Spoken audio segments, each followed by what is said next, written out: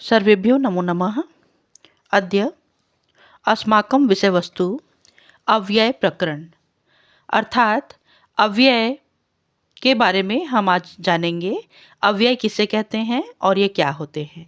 ये सभी कक्षाओं के लिए ही नहीं बल्कि विभिन्न प्रतियोगी परीक्षाओं के लिए भी अति आवश्यक है और इसमें से महत्वपूर्ण प्रश्न सभी कॉलेज स्तर पर भी पूछे जाते हैं। अतः आइए हम इसकी परिभाषा से प्रारंभ करते हैं। न व्येति इति अव्ययम। न व्येति इति अव्ययम, यह संस्कृत भाषा में इसकी परिभाषा है। मतलब जो कभी भी परिवर्तित नहीं होता है, अपरिवर्तनशील है, यह कहलाता है अव्यय।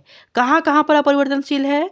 जो शब्द तीनों लिंगों, आप जानते हैं स्त्रीलिंग, पुल्लिंग और नपुंसक लिंग, तीनों लिंगों के वाक्य में सातों विभक्तियों, जो प्रथमा द्वितीय विभक्तियां रहती हैं, इसमें सातों विभक्तियों में और तीनों वचनों, मतलब एक वचन, द्विवचन, बहुवचन, तीनों वचनों में किसी भी प्रकार का वाक्य हो में एक समान रहते हैं, उन्हें अव्यय कहते हैं।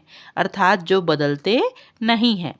अव्यय शब्दों में किसी भी प्रकार का परिवर्तन नहीं होता है, इसलिए उसे कहते हैं अव्यय। न परिवर्तनशील, अविकारी और अपरिवर्तनशील शब्द अव्यय कहलाते हैं।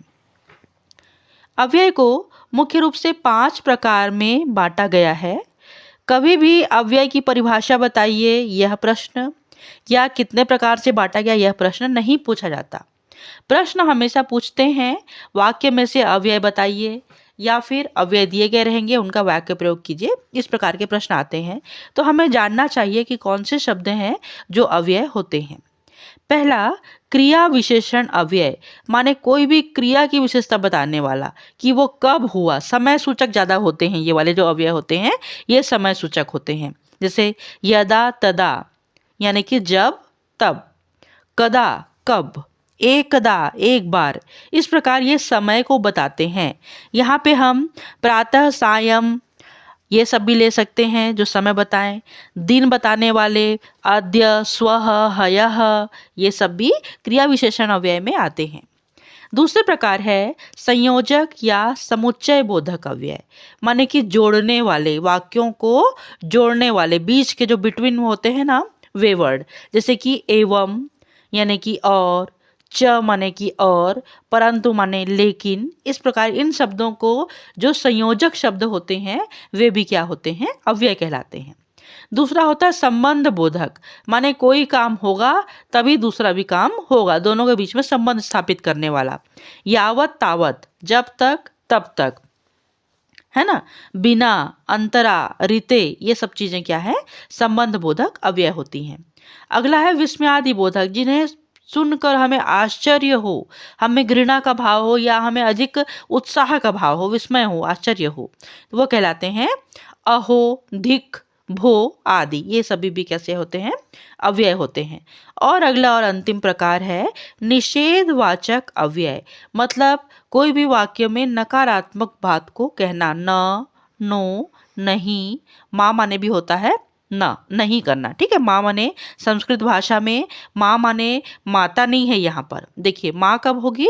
जब उसमें चंद्र बिंदु लगा रहेगा। ये केवल म में आ की मात्रा है, तो इस माँ का मतलब होता है नहीं।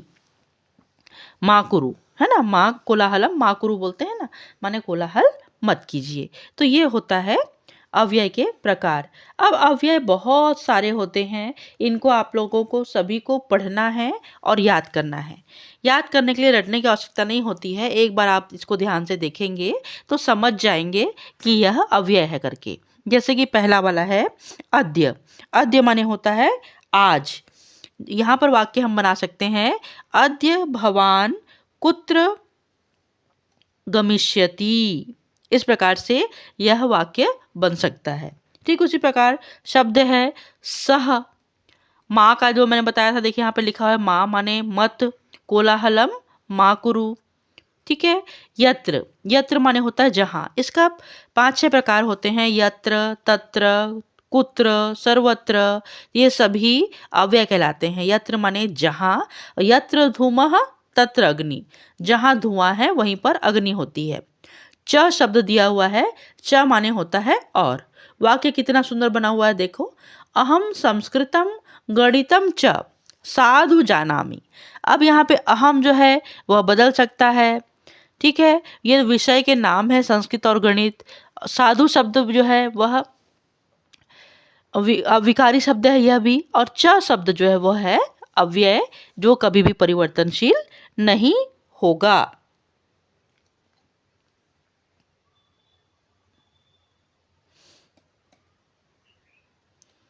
कुत्र, यहाँ पर देखिए, कुत्र माने कि कहाँ।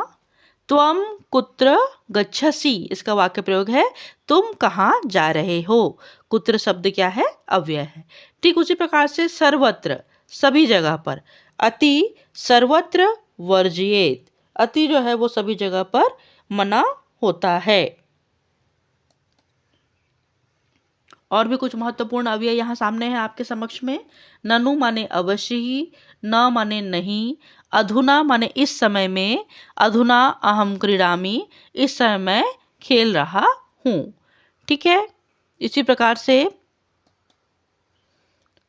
ये सभी जो अव्यय हैं ये आपको याद करने योग्य हैं। एकदा माने कि एक दिन, एकदा सह पिपासिया व्याकुलः अभवत्, एक दिन वह प्यास से व्याकुल हो गया। इस प्रकार से ये अव्यय हैं। यत्र का बता चुकी हूँ मैं। कुछ और चीज़ें हैं, इनको ध्यान से ये देखिए।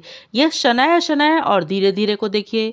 शनैः कभी हमेशा 2 बार प्रयोग होता है। धीरे धीरे चलो, शनैः शनैः चलतु, शनैः शनैः गच्छतु, कच्छपः शनैः शनैः चलति, धीरे धीरे चलता है। उच्चैः माने जोर से बोलना कोई भी चीज़ को, कि सभायाम उच्चैः मा वद, सभा में जोर जोर से नहीं बोलना चाहिए। इस प्रकार से ये अव्यय आपके समक्ष जो आ रहे हैं स्क्रीन पर, इनको एक बार कम से कम सभी को पढ़ेंगे, और जब सबको पढ़ लेंगे तो आपसे कभी भी भूल नहीं होगा और अव्यय आपको अच्छी तरह से याद रहेगा।